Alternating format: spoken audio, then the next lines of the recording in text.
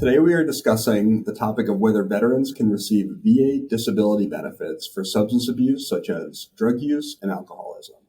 And the first thing we need to know is whether veterans can get service-connected for substance abuse.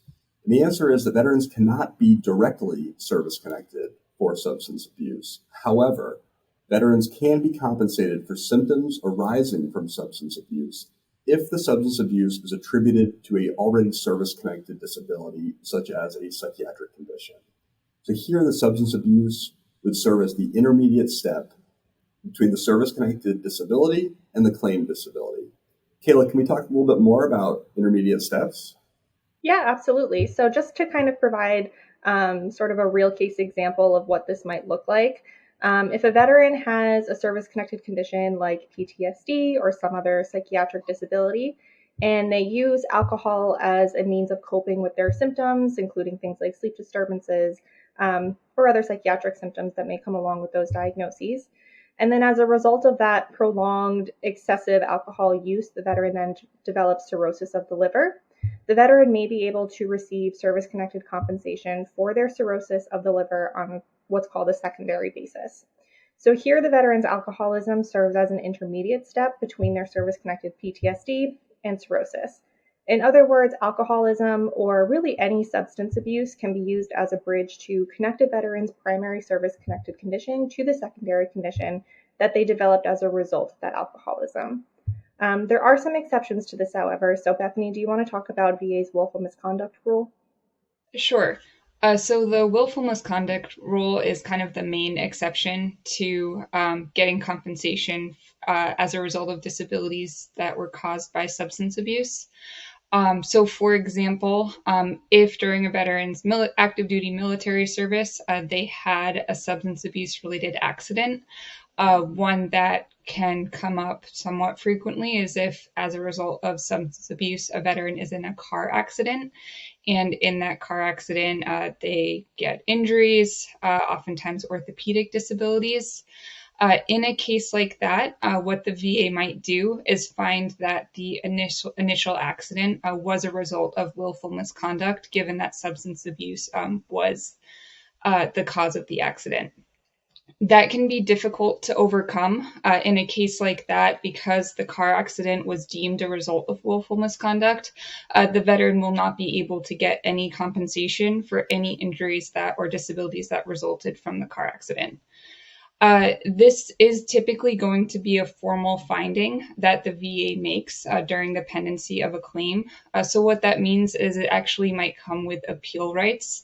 So it's just something to keep in mind.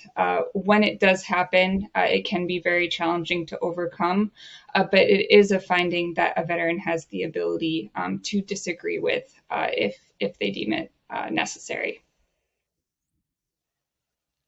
That's kind of the main hurdle to getting compensation for injuries resulting from substance abuse. But on a different note, Sam, did you want to talk about VA services that are available for substance abuse treatment?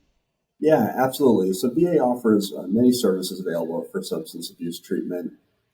For those struggling with substance abuse, these services can include a wide variety of options, such as medication, like drug substitution therapies, things like nicotine replacement, other forms of therapy, including outpatient counseling, self-help groups, relapse prevention, and then also treatment for any co-occurring conditions, such as PTSD.